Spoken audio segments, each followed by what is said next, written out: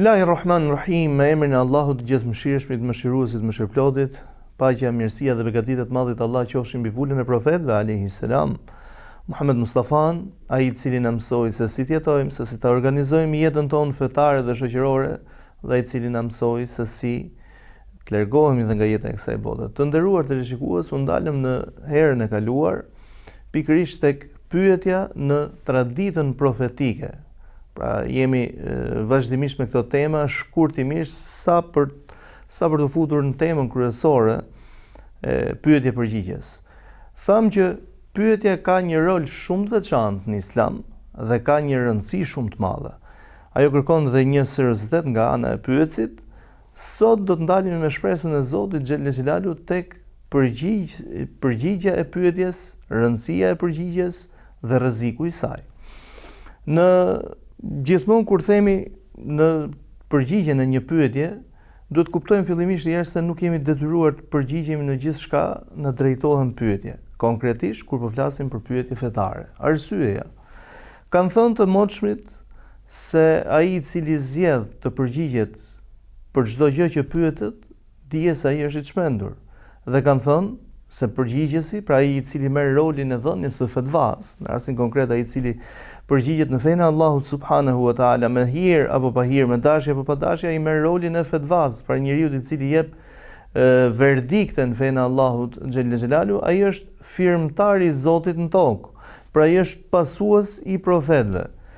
Mirë, po ku është diferenca midis rolit të profetit alayhis salam, të cili do profeti, i cili është firmtari i Zotit me plot gojën, dhe një personi i cili është pasues i profetit sallallahu alaihi wasallam, ku lutim Zotin të na bëjë pasues ti në vepra, jo vetëm në fjalë.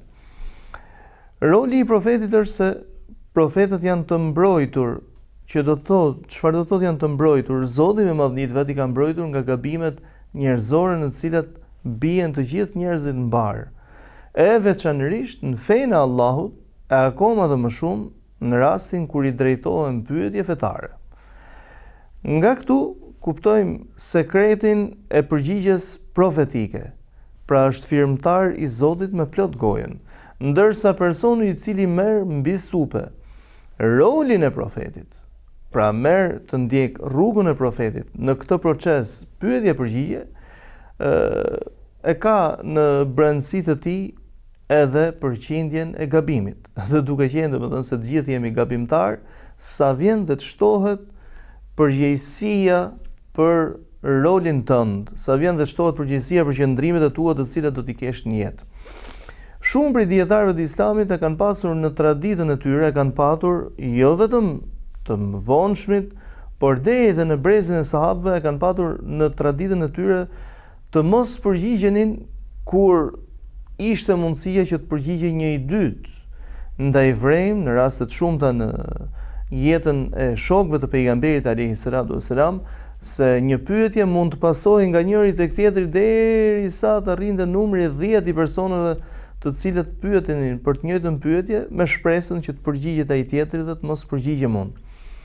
Ndaj dhe ka thënë dietari i shuar e Islamit Imam Shaabiu rahimahullah, thotë ka në ditët e tij, domethënë ka pyetje në ditët tona që i drejtohen njerëzve dhe përgjigjen pa seriozitet, pra qëllimi është të përgjigjesh me një sportivitet të theksuar.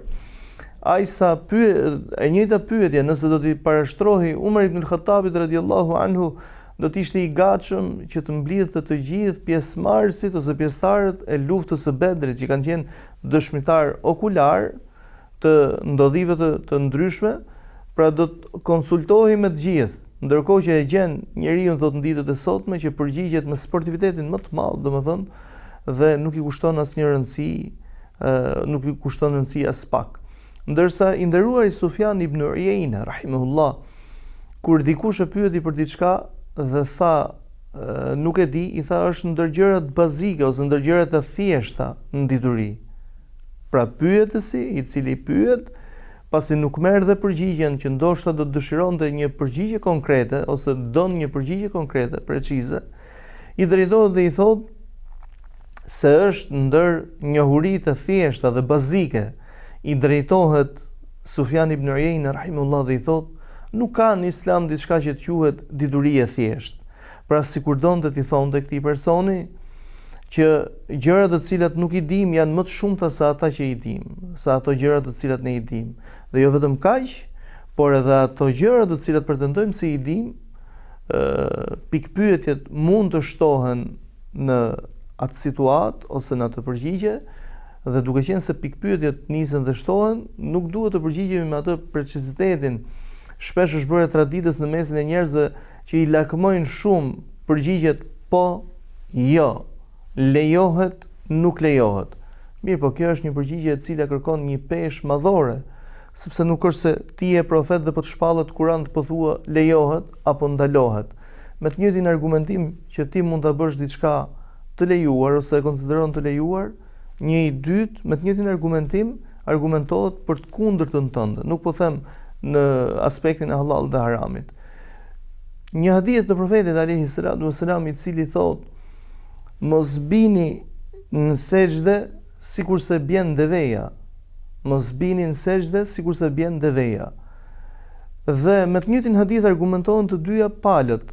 Njëra palë e cila thotë që nuk lejohet të biesh në sejdë, pra të lëshohesh për në sejdë me pëllëmb ose me duar, sepse deveja kur ulet, mos u ulin pra në sejdë sikurse ulet deveja, kur ulet me gjunjët e parë, me gjymtyrët e para që janë gjunjët për të, thotë këta argumentojnë dhe thotë mos bini në sejdë sikurse bjen deveja.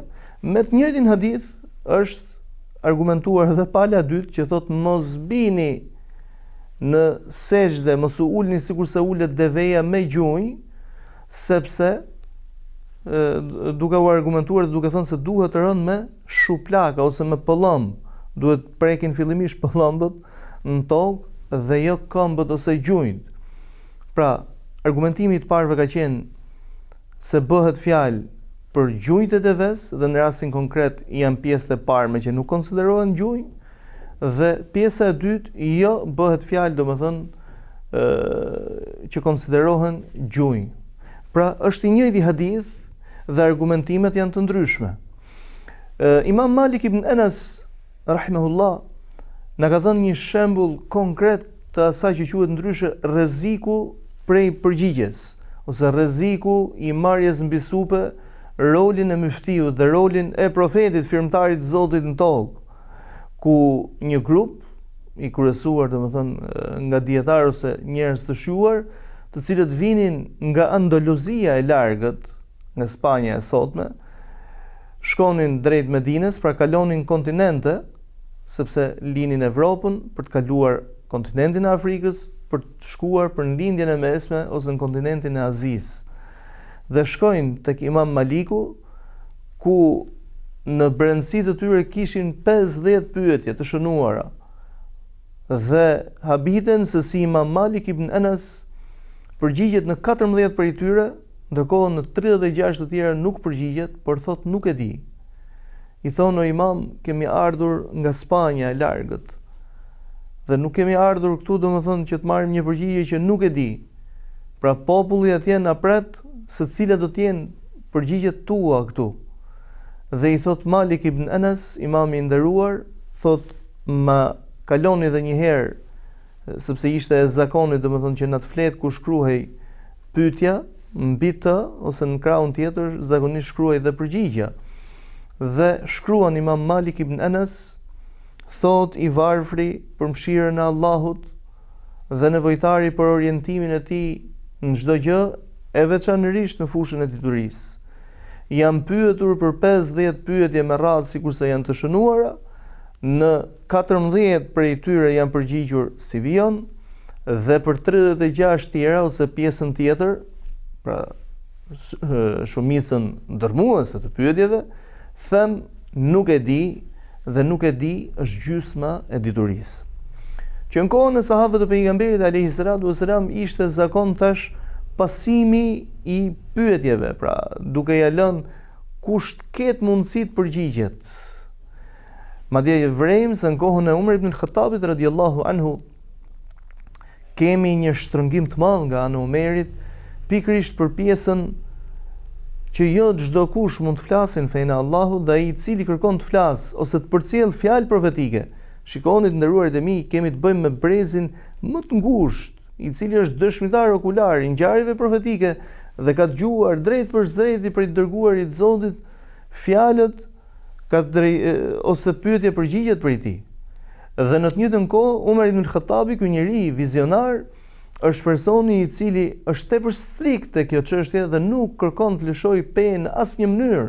Ai sa ka thënë i nderuari Abu Huraira radhiyallahu anhu, sahabiu i nderuar, transmetuesi më i madh i haditheve të profetit alayhi salatu wassalam, ku thotë: nëse do të ishte Umeri gjallë, nuk do të guxonim ti recitonim hadithet e profetit alayhi salatu wassalam sikur se bëjmë sot.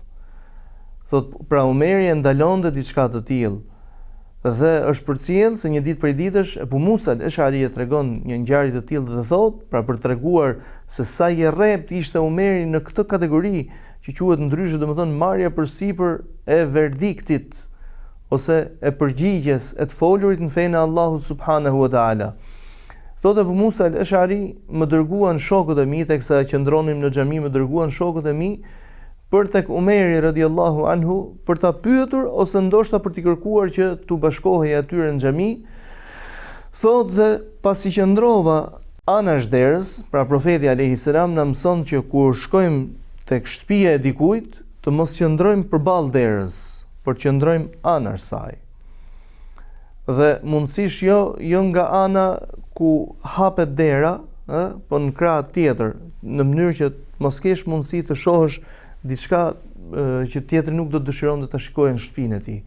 Thotë, dhe trokita për 3 herë me radhë në derën e Umerit. Pra dëgjoja zëra nga brenda, por trokita herën e parë nuk u përgjigj askush. Trokita më me forcë në herën e dytë, por sërish nuk u përgjigj askush. Trokita në herën e tretë dhe pasi edhe në herën e tretë askush nuk më përgjigj. Thotë, u ktheva ose nisa të kthehem për të shkuar tek shokët e mi dhe për t'u thënë se tek Umeri nuk ndodhet kush ose më e pakta nuk më përgjigj askush. Dhe pasi nisa, thot, pra ktheva shpinën dhe u nisa të largohem, e hap derën Umeri radhiyallahu anhu dhe më thotë: Abu Musa, a trokite derën? I thash po, o prisi besimtarëve. Tha, po pse largohesh? Pra nuk është se ti je një fëmijë, ky është qëllimi i Umerit, nuk është se je një fëmijë që troket derën e dikujt në mënyrë sportive. Thot, sepse profeti alayhi salam na ka mësuar, o prisi besimtarëve, që kur shkon tek dikush dhe troket në derën e tij për 3 herë me radhë dhe nuk të hapet dera, pra dikush nuk përgjigjet, atëherë merr rrugën dhe largohu. Pra nuk është nevoja, shiko se ndoshta se ka dëgjuar. Pra trokite herën e parë normalisht, trokite herën e dytë pak më fort, e kështu me radhë mbyllet kapitulli, sepse gjithse i cili ka një lloj privatësie në shtëpinë e tij. Mirë, po Umeri radhiyallahu anhu nuk e kishte dëgjuar diçka të tillë prej profetit alayhi salam. Dhe shpesh do ta vrem këtë gjë që Umeri ose dikush tjetër për shemb nuk e ka dëgjuar. Arsyeja, sepse Umeri radhiyallahu anhu nuk jetonte në brendësi të qytetit të Medinës. Pra kur u zhvendos ose kur emigroi drejt Medinës, Umeri radhiyallahu anhu u vendos, u instalua në një zonë që quhet El Awali, sot është pjesë e qytetit normalisht, edhe sot konsiderohet si pak periferi, po asaj kohë domethënë ishte komplet totalisht fshat. Dhe ishte e pamundur që të shkonte për çdo ditë tek i dërguari i Zotit, sepse kishte edhe një jetë të cilën e zhvillonte, por kishte rënë dakord me një fëmijë të tij që një ditë shkonte ai tek pejgamberi alayhi salam, ku shoqëroi për gjatë gjithë ditës me të për të marrë vesh se çfarë kemi të reja, pra për sa i përket zbritjes dhe shpalljes së Kuranit famlar, apo ngjarjeve të ndryshme të cilat janë ngjarje të cilat kanë lidhje me legjislacionin islam ose jurisprudencën në mënyrë të drejtë për drejtë. Dhe një ditë shkonte Umeri, dhe për këtë pjesën thot, kur shkonte Umeri ishte plotësisht i përqendruar tek i dërguari i Zotit në çdo gjë. Ndërsa sahabiu në fjalë, domethënë, interesohej vetëm për pjesën e shpalljes hyjnore më së shumti. Ndaj dhe do ta vrejmë këtë se Umeri radhiyallahu anhu jo gjithmonë është i mirë njoftuar për hadithet e pejgamberit, edhe pse e ka shoqëruar profetin alayhi salatu wassalam në të gjitha ngjarjet kryesore të jetës së tij, ajo që quhet ndryshe, domethënë si betejat e ndryshme, luftat e ndryshme, eventet më kryesore normalisht. Dhe Umeri në rastin konkret thot: o Ebu Musa, ose do më sjellësh dhe një tjetër i cili dëshmon se e ka dëgjuar diçka të tillë prej profetit alayhi salatu wasalam bashkë me ty, pra kërkon vërtetimin e diturisë në rastin konkret. Kërkon që të mos marrë guximin kushdo të flasin këtë dituri, ose do më sjellësh dhe një të dytë i cili dëshmon bashkë me ty, ose të betohem në Allahun që do të të bëj shembull në Medinë. Do të shpar Ebu Musa al-Ash'ari, i cili vraponte dhe endej në xhaminë e profetit alayhi salatu wasalam si një person që e gjermonte diçka, ndiqte diçka nga pas, dhe i than shokut të tij me të cilët ai po qëndronte: Ebu Musa, çfarë ke? Pra çfarë ta trazoi atë qetësinë me të cilën u largove prej nesh? Dhe tregon Ebu Musa radhiyallahu anhu kërcënimin e Umerit dhe se çfarë ngjau midis tyre, dhe duke qeshur i thanë që të gjithë ne kemi dëgjuar këtë prej profetit alayhi salatu wasalam. Merre më të riu në mesin ton të dëshmoj tek Umeri bashkë me ty. Pra shikoni se me çfarë kemi të bëjmë. Ne jetojmë ditë të frikshme, jetojmë ditë ku pyetjet janë nga më vulgaret, por përgjigjet akoma më shumë, ndoshta nga njerëzit e diturisë, janë në mënyrën më sportive. Kështu që përgjigje fetare kërkon një lloj serioziteti. Krahas kritereve që duhet ketë personi i cili përgjigjet për fenë e Allahut subhanahu wa taala. Pra pasi ka plotësuar këto kritere, personit në fjalë i lipset dhe i kërkohet me patjetër të ketë seriozitet në dëgjim. Seriozitet në dëgjim. I dërguari i Zotit alayhi salatu wasalam nuk e ka patur zakon ta ndërpriste dikënd kur tjetri niste dhe fliste. Pra, e linte derisa ta mbaronte atë të cilën dëshironte ta thonte. Për diçka që nuk e kuptonte, ai pyeste. Pra, kërkonte më tepër detaje, sepse na ndodh shpesh jetojmë lokalisht dhe përgjigjemi globalisht. Dhe ky është një ndër gabimet e radhës, domethënë të cilat janë si shkak e modernitetit ose si shkak asaj që njihet ndryshe zhvillimi i rrjeteve sociale.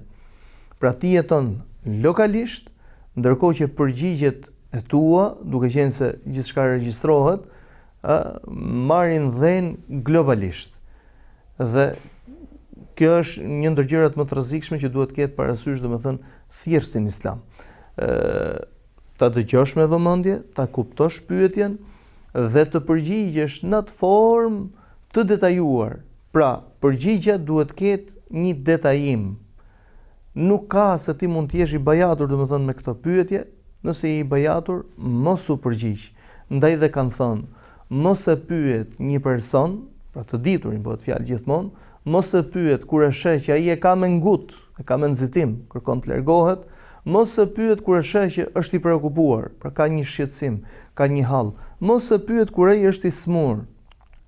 Arsyeja se nuk e ka përqendrimin tek ajo që ti mund të pyesësh dhe ndoshta kërkon si domethënë të t'japi një përgjigje vetëm nuk je i detyruar të përgjigjesh në gjithçka pyetesh.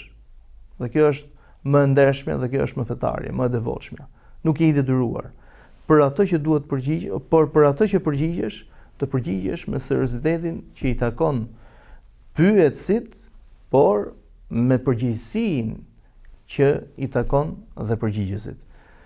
Do të bëjmë një shkëputje të shkurtër për të rikthyer në pjesën e dytë për të trajtuar dhe disa gjëra që kanë lidhje me seriozitetin e përgjigjësit.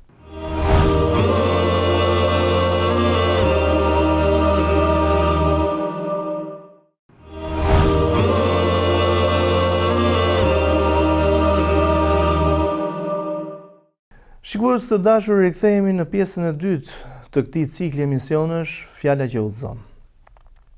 Gjithmonë kur flasim për përgjegjësinë e përgjigjësit, nuk jemi thjesht në kuadër administrativ që themi, domethënë se ky është myfti, ky tjetri është hoxh e kështu me radhë. Në kohën e profetit ose pas largimit të profetit alayhis salam nga jeta e kësaj bote, nisi një traditë në Medinën e profetit alayhis salam, ajo që njihet ndryshe si 7 myftilerët. Çfarë ishin 7 myftilerët? Normalisht që sahabët e profetit alayhis salam kanë qenë me mira. Në haxhin e lamtumirës, dietari i shuar Ibn Kathiri rahimahullah ka thënë se kanë qenë mbi 40.000 vet në një numër total të sahabëve që kalon numrin 60.000. Pra sahabi quhet ai personi i cili e ka parë profetin alayhis salam qoftë për disa çaste të caktuara si besimtar. Pra ky quhet sahabi. Dhe numri i tyre domethënë është me mira. E përtej këtyre mirave, ata të cilët janë shquar për diturinë janë një grusht i vogël. Dhe ata të cilët janë shquar domethënë për fetva janë akoma edhe një grusht më i vogël.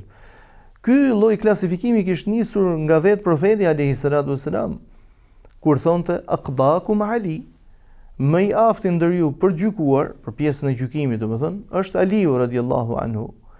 Më i afti ndër ju për pjesën e trashëgimisë është filani, e kështu me radhë, domethënë i kish dhënë disa isharete, disa shenja vetë i dërguar i Zotit në aftësitë dhe prirjet e ndryshme që kishin një pjesë prej shokëve të tij. Dhe nga këtu sahabët kuptonin se të diturit ishin një pjesë e caktuar, ndaj dhe Ebu Bekri radhiyallahu anhu tubimin e Kur'anit famlar në një libër të vetëm ja besoi Zeidit, edhe pse kishte sahabë të tjerë të mëdhej. Por sepse përkushtimi i Zeidit që në shkrimin e Kur'anit prej profetit alayhis salam, që ka qenë një ndër shkruesit e shumë të Kur'anit famlar, që në shkrimin e Kur'anit domethënë ishte tepër i shuar dhe preciziteti i tij ishte jashtëzakonisht i lartë, ndaj dhe ja besoi këtij njeriu dhe grupit të tij, normalisht grupin që formoi Zeid bin Thabit radhiyallahu anhu. Pra sahabët e njihnin veten dhe e njihnin kufit vetes tyre. Ishin pjesë e hadithit të profetit alayhis salam që thot rahimallahu mra'an arafa qadra nafsihi fa waqafa 'inda haddi. Mëshiroft Allahu atë person i cili ja din cakun vetes tij dhe ndalet tek kufirit të cilit i ka vendosur Allahu. Gjithsesi i cili prej nesh mund të jetë i dobishëm në një X fush. Nuk është kusht me patjetër që duhet të jesh një ose duhet të marrësh një model. Pra po flasim në rangun hoxh. Pra nuk është kusht që hoxha duhet me qenë me patjetër myfti. Hoxha është ai personi i cili ta mëson fenë Allahut subhanahu wa taala. Ndërsa ai i cili merr kapacitete ose merr përsipër të përgjigjet për shumë gjëra të tjera të detajuara, duhet t'i japi hakun.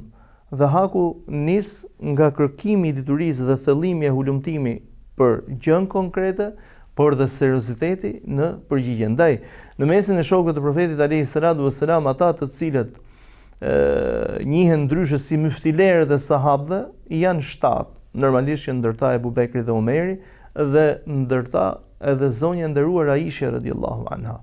Patjetër që kishte të tjerë të cilët pyetenin në fenë e Allahut, por pyetenin për gjëra konkrete, për gjëra për të cilat kishin qenë dëshmitar okular ose protagonistë të ngjarjeve në fjalë.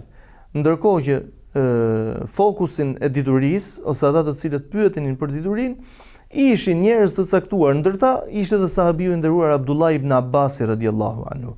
Abdullah ibn Abbas, edhe pse i shoqëruar me profetin alayhis salam në moshë fëmijërie, ai merr një vlerësim të madh nga zotnia i nderuar Umar ibn al-Khattabi radhiyallahu anhu, si pjesë, si produkt e lutjes profetike, ku tregohet domethënë se profeti alayhis salam u lut për të, për Abdullah ibn Abbasin, duke parë dhe interesimin e madh që kishte për fenë e Allahut, duke thënë Allahumma faqihhu fi din wa 'allimhu at-ta'wil, o Zot, bëja të kuptueshme rregullat e fesë dhe mësoja dhe bëja të qartë komentimin e Kur'anit famlar.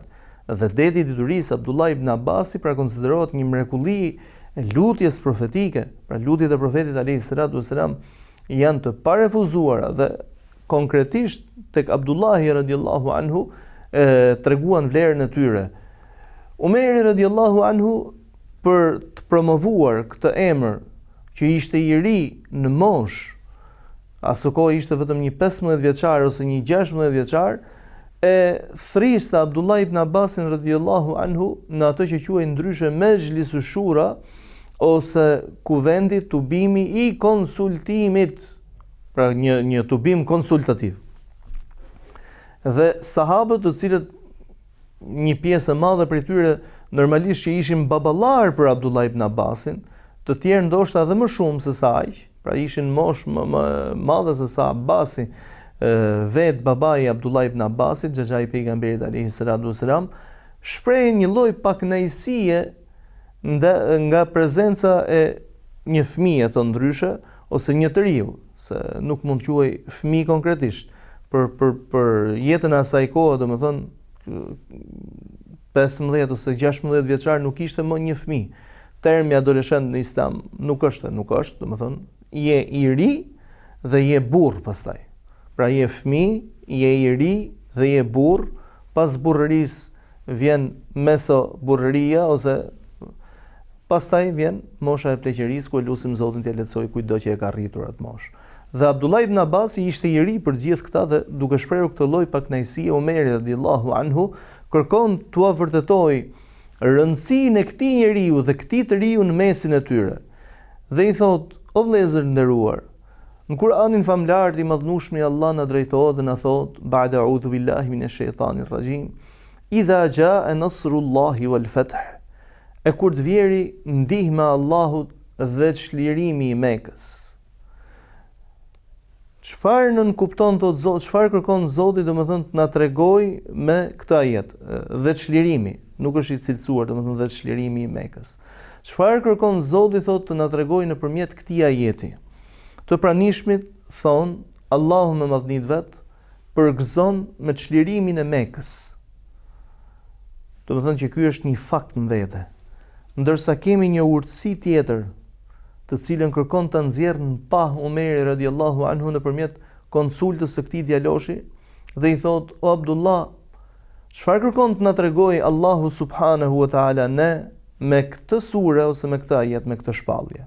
Abdullahu radhiyallahu anhu i thot: "Allahu, krahas faktit që po përgëzon pra çlirimin e Mekës, po i tregon profetit alayhi salatu wasalam dhe botës mbar se ka ardhur koha, po të afron e xheli, po të afron vdekja, o i dërguari im."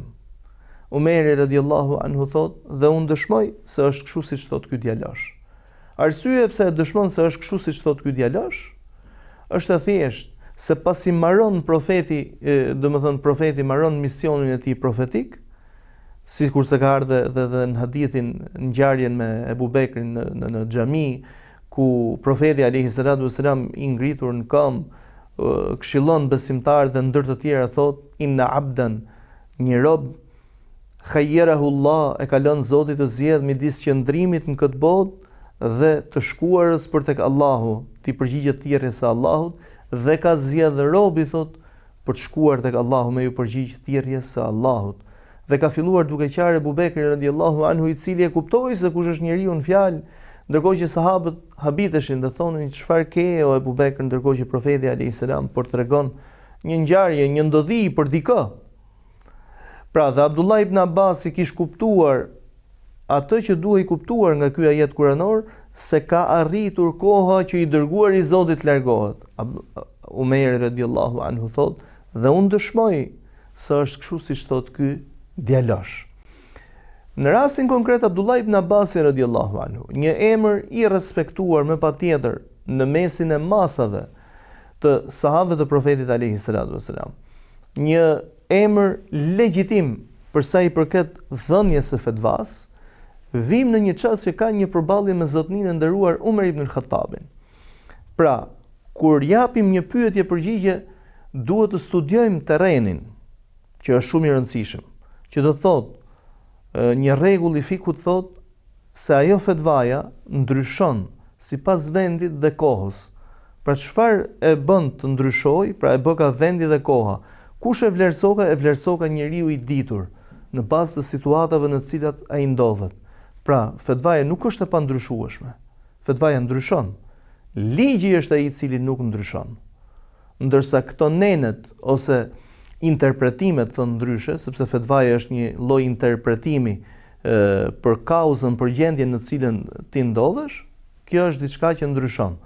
Bindjet e tua personale, praktikat e tua personale janë të tuat personale. Në shtëpinë tënde, domethënë ti nuk i jep llogari dikujt, sepse si tillë e shef. Ndërsa kur dalësh në publik, duhet të jesh tepër serioz dhe duhet të jesh në linjën e fetvas, sepse fetvaja është institucion. Pra përgjigjja në rastin konkret është institucion. Dikush të pyet, a e prish abdesin X jo? Dhe ti i thua jo. Një herë tjetër i thua po, një herë tjetër i thua jo. Nëse do ja trajtosh çështjen konkrete, ti do i japësh një zgjidhje këtij personi. Nëse do i thuash një po dhe një jo, ne nuk jemi urdhëruar që njerëzit i lidhim pas individit, pra pas personazhit, nuk jemi të detyruar. Jemi të detyruar t'i orientojmë, duhet t'i orientojmë për tek Allahu. Dhe për tek Allahu i orientojmë duke i treguar rrugën, jo duke i treguar lidhjen me individin. Dhe në rastin konkret, duke qenë se fetvaja është institucionale, do të kesh edhe çaste kur do të jesh kundra bindjes tënde. Sepse lipset që fetvaja të jetë institucionale ashtu sikur se duhet të jetë. Njeriu për nga natyrë është krijesë ndryshueshme dhe elhamdulillah Allahu që është krijesë ndryshueshme. Pra ka për njerëz të cilët habiten dhe thonë, shiko se si ka ndryshuar filani ose fisteku për hoxhallarë dietar të ndryshëm nga koha në kohë. Kjo është gjë e mirë apo është gjë e keqe? Nëse kjo është në kuadër të hulumtimit shkencor, është gjë e mirë. Nëse është në kuadër rujna Zot, të dervijimit, të lajthitjes, atëherë themi o Zot na udhëzo dhe o Zot udhëzoje çdo që është në këtë situatë. Dhe Abdullah ibn Abasi jepte një xhevab ose jepte një fetva e cila ishte në kundërshtim me masat e myftilerëve të asaj kohe me krye Umar ibn al-Khattabin radhiyallahu anhu. Umar ibn al-Khattabi ulet të diskutoj dhe të debatoj gjatë me të nderuarin Abdullah ibn Abbasin, por më kot nuk arriti ta binte. Domethënë, në një diskutim midis të diturve, nuk është kusht që një palë e cila për momentin hesht ose nuk bindet dhe nuk arrin ta bind palën tjetër, pra duhet ngrej flamurin dhe thoj që u dorëzova. Jo. Kjo është për Allahun dhe kjo është fe për Allahun. Dhe në rastin konkret Umar ibn al-Khattabi radhiyallahu anhu nuk kërkon ta bind Abdullah ibn Abbasin me të fortë, por kërkon domethënë që Abdullah ibn Abbasin të diskutojë me të, sikurse mund të diskutojë me djalin e tij Abdullah ibn Umerin, apo sikurse mund të diskutojë me çdo person që është në gradën e Umerit, në dituri, në moshë, në post e në gjithçka tjetër. Dhe duke parë rrezikun e asaj, të cilën e thonte Abdullah ibn Abbasi, Umeri radhiyallahu anhu i drejtohet dhe thotë: "O Abdullah, un kam dështuar, pra nuk kam arritur të të bind, ky është qëllimi, kam dështuar. Un kam dështuar të të bind ty me argumente të ndryshme. Dhe deri këtu përfundon diskutimi ynë. Pra është e kohë që tani e tutje të diskutojmë me njëri tjetrin pasi nuk gjej më argumente për të të bindur. Dhe ti ke një qëndrim tëndin i cili është në kundërshtim me masat. Por, o Abdullah, tani e tutje do përdor verdiktin e ligjit, pra ligj zbatuesit, sepse në rastin konkret Umeri është ligj zbatues. Konsultohem me ty, por vjen dhe një çast kur përdoret domethënë dhe forca e ligj zbatuesit. O Abdullah, nëse dëgjoj dhe marr vesh se ti e jep këtë përgjigje, pra u jep masave këtë përgjigje që ne të gjithë e konsiderojmë të gabuar, mirë për ty, thot Abdullah. Thot dhe nga ajo ditë, kur shkonin dhe e pyesnin Abdullah ibn Abbasin radhiyallahu anhu për pyetjen dhe për çështjen në fjalë, jo vetëm që thonte nuk e di, po thonte shkoni dhe pyeteni Umerin. Kur ka ndruar jetë Umar ibn al-Khattabi radhiyallahu anhu, ktheu dhe Abdullah ibn Abbasi, pra i erdhi çasti, reflektoi pikërisht, u bind domethënë me një lloj tjetër argumentimi, u bind dhe Abdullah ibn Abbasi radhiyallahu anhu dhe ktheu rrugë. Pra në njërën anë shohim vizionarin Umer, se çfarë do të thotë fetvaja, në anën tjetër marrëdhënia e tij me në thojza kundërshtarin, sepse në rastin konkret, domethënë është një opozitar, Abdullah ibn Abbas, pra është një kundërshtar i tij. Pra, të nderuarit e mi, pyetja përgjigje kërkon seriozitet, por kërkon përgjegjësi. Jo gjithçka mund ta pyesësh tjetrin. Pra pyet për atë që t'intereson. Pyet për gjëra të cilat janë konkrete. Mos pyet për të shuar kureshtjen. Mos pyet se sa budallëqe mund të të kalojnë në rrjetet sociale sot. Dikush pyet, domethënë, a ekzistojnë UFO-t? Çrëndsi ka nëse ekzistojnë apo jo? Çfarë dallimi dhe çfarë ndryshimi do të bëjnë në jetën tënde? Ë? Të gjitha këto diskutime janë, pra nuk ka pyetur për gjëra të cilat i ka të përditshme dhe është shumë i paditur në to, por ka pyetur për gjëra të supozuara. Ndoshta edhe më shumë se sa të supozuara. Gjëra imagjinare komplet. Pra ekziston kjo gjë apo është mundësi e kësaj gjëje? A ku ta diun? Ndërkohë që profeti alayhi salatu wassalam i edukonte brezin me cilin jetoi, por dhe brezat më pas, që të pyesin për gjëra reale dhe aktuale. Ndaj ka qenë udhës dhe ka qenë traditës që kur shkonin për të pyetur dietarët, me në krye Imam Malik ibn Anas rahimahullah, kur e pyesnin për pyetje të ndryshme, thonte a ka ndodhur kjo gjë? Dhe kur i thonin që kjo gjë nuk ka ndodhur, Imami i nderuar thonte, kur të ndodh, eja dhe më pyet. Kur të ndodh diçka të tillë, eja dhe më pyet. Pra shikoni se çfarë serioziteti. Koha, të nderuarit e mi, është ndër gjërat më të shtrenjta që na ka dhënë Allahu subhanahu wa taala.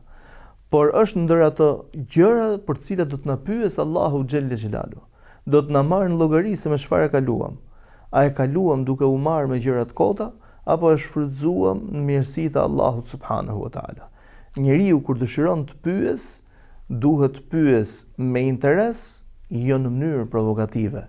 Dhe kjo jo në mënyrë provokative mund t'ju përmend dhe një ngjarje që përfshin 3 imamllar të mëdhej, Imam Ahmed ibn Hanbal, Yahya ibn Ma'in dhe Abdurrazzaq as-San'ani.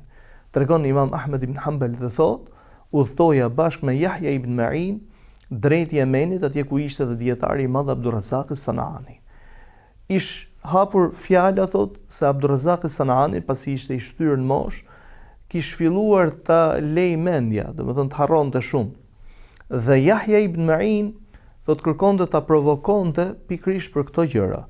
Dhe i them, thot, rrugës teksa shkonim, Ahmed ibn Hanbal, Yahya ibn Ma'in, Ali ibn Medini, janë jo vetëm që janë bashkohës, jo vetëm që të tre janë në statusin jetim, e të tre janë në statusin dietar, e të tre janë në statusin imamllar në hadith, por janë në të njëjtën kohë kanë kërkuar diturinë pra zbashku. Përveç Ali ibn Medinit, i cili ka qenë i fokusuar në Bagdad, pasi ka thënë që nuk kam dalë nga Bagdadi, pasi më thonë të lutem Ali, të kanona zemër, domethënë mos u largo, pra nuk e duroj largimin tënd. Thotë dhe ma zëvendësoi Allahu pra të gjitha dituritë mi solli pikërisht në Bagdad, pasi dietarët ishin të shpërndar. Thotë dhe gjatë rrugës i thoja Yahya ibn Ma'in, mos e provoko, pasi e kemi niyetin e mirë, jemi duke shkuar për hir të Allahut subhanahu wa taala. Kur shkuam, thotë, tek Abdurrazzaku dhe na priti e na mikpriti, ashtu siç e kishte zakon Abdurrazzaq as-San'ani, ashtu siç kishte hije këtij dietarit madh, thotë vuri re Abdurrazzaq as-San'ani se Yahya ibn Ma'in bënte pyetje provokative. Pra një herë, 2, 3, thotë dhe ishim të ulur në verandën e shtëpisë së tij. Thotë pasi u sigurua pra Abdurrazzaqu se Yahya ibn Ma'in, ky djalosh, sepse ishte djalosh për Abdurrazzaq as-San'anin, rahimahumullahu jami'an, thot i vuri këmbën ose i vuri shkelmin dhe e shtyu dhe e hodhi poshtë nga veranda.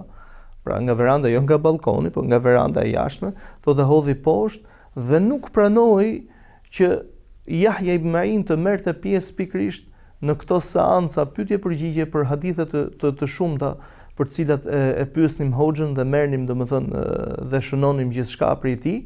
Thot i gjithë udhëtimi pra nga Bagdadi për në Yemen, Yahya ibn Ma'in për rastin konkret e çoi dëm, sepse të gjithën ato dituri ose ato pyetje të cilat dëshironte që t'i dëgjonte në mënyrë të drejtë për drejtë prej hoxhës, thotë i dëgjoi prej meje, ose më e pakta hoxha nuk lejoi domethënë që të konsiderohet një pyetës për të. Një pyetës do thotë një nxënës, ai i cili të pyet, po pyet për të mësuar dhe automatikisht personi i cili po përgjigjet po shndrohet në një mësues për të. Duke qenë një mësues, duhet të jesh një mësues ashtu sikurse duhet të jetë prindi për fëmin. Pa dallim moshe, pavarësisht se pyetësi mund të jetë babai jot në moshë.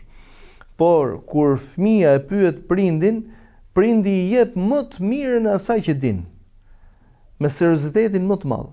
Kështu edhe hoxha edhe përgjigjësi në rastin konkret duhet të japi maksimumin e tij me duke treguar domethënë gatishmërinë dhe duke lënë mënjan lodhjen apo streset e brengat e jetës vetëm e vetëm që t'i japi më të mirën atij i cili konsiderohet një nxënës i tij. Nxënës për cilin domethënë Imam Shu'be ibn al-Hajjaj ka thënë, çdo person prej cilit të mësoj një fjalë të vetme, jam nxënës dhe konsiderohem rob, jam borxhli gjatë gjithë jetës atij, sepse ma ka mësuar një të mirë. Lutim Zotin xhelel xhelalu të na përdor për mirë, na orientoj për nga e drejta për nga e mbara, të na bëj orientues për në vepra të mira. Amin. Wassalamu alaikum wa rahmatullahi wa barakatuh.